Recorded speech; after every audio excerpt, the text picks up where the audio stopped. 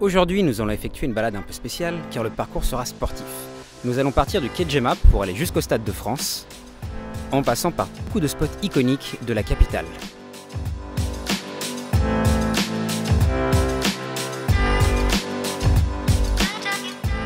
Nous commençons ce tour au gymnase de la Grange-Jaubel, situé dans le quartier du même nom. Ce quartier a l'architecture typiquement 70s, avec ses grandes tours qui vous fourniront de l'ombre les jours de grand soleil, est situé sur une dalle, ce qui a pour avantage de le rendre entièrement piéton, vous procurant du calme et un éloignement de la circulation.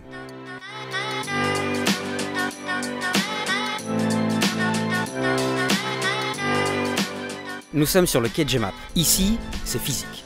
On vient à toute heure pour rider les spots du skatepark, jouer dur mais propre, sans jamais oublier de trash-talker bien évidemment, ou encore faire du street workout sur ce qui est devenu le premier et plus célèbre spot de street workout de la capitale.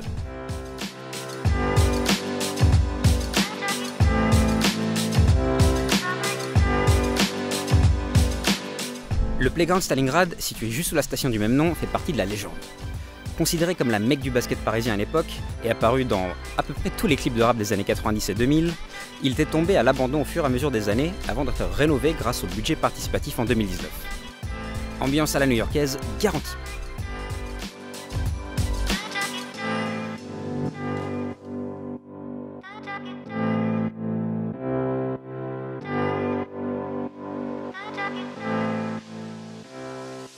Le skatepark de la Chapelle, situé sur le boulevard du même nom, est un tout nouveau skatepark faisant partie de la mouvance initiée par la mairie.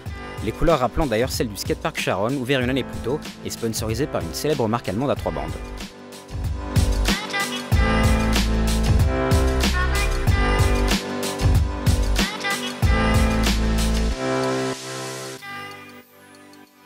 Le playground du Perret, aussi populaire auprès des Instagrammeurs que des basketteurs, a été rénové grâce à Stéphane Hachepoul.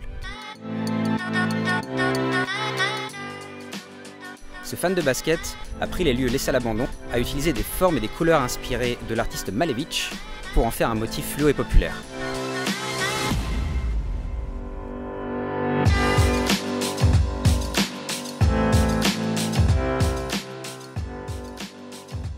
Le petit City Stade que vous voyez a été créé en 2018 pour célébrer les 20 ans de la victoire de la France au Mondial 98. Il a été inauguré en présence de nombreux joueurs de l'époque.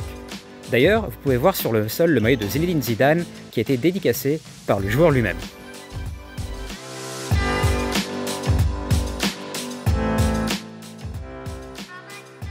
Le Stade de France porte bien son nom. C'est le Stade de la France car c'est un stade national. Non seulement c'est le plus grand stade du pays, du haut de ses 80 000 places, mais c'est également le seul stade d'État en Europe. Et oui, il appartient au gouvernement et pas à la ville ou encore à une entreprise. Il rappellera certains de bons moments, tels que la victoire en Coupe du Monde, comme de moins bons, par exemple la défaite à l'Euro 2016.